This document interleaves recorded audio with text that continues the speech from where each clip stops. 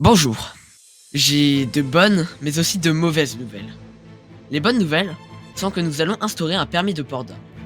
Les personnes voulant se protéger ou même se rassurer en ayant une arme légère avec eux en auront la possibilité. Pour obtenir ce fameux permis de port d'armes, il faudra payer 50 000 € pour obtenir des armes de chasse afin de pouvoir exercer votre métier. C'est le permis de port d'armes de niveau 1. Pour le permis de port d'armes de niveau 2, afin d'obtenir un pistolet qui est une arme légère, il faudra payer 100 000 € afin de l'obtenir.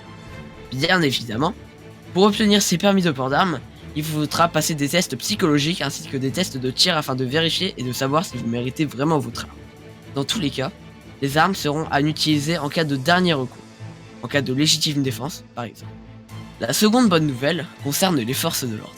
Désormais, les policiers auront l'autorisation de patrouiller dans le secteur de la gendarmerie, qui est la campagne, et vice versa, la gendarmerie pourra patrouiller et intervenir dans le secteur de la police, c'est-à-dire la ville. Ce qui sera préférable, c'est de faire en sorte que ces deux services différents puissent patrouiller lorsqu'il manque d'agents dans l'autre service. La gendarmerie et la police pourront désormais également intervenir dans la campagne et la ville lorsqu'ils en éprouveront le besoin.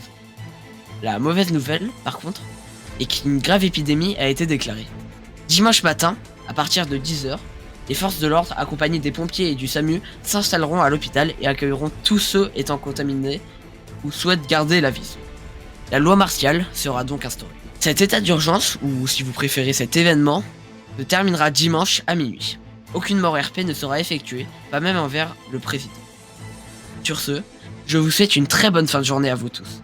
Et n'oubliez pas que c'est vous qui décidez du destin de la France.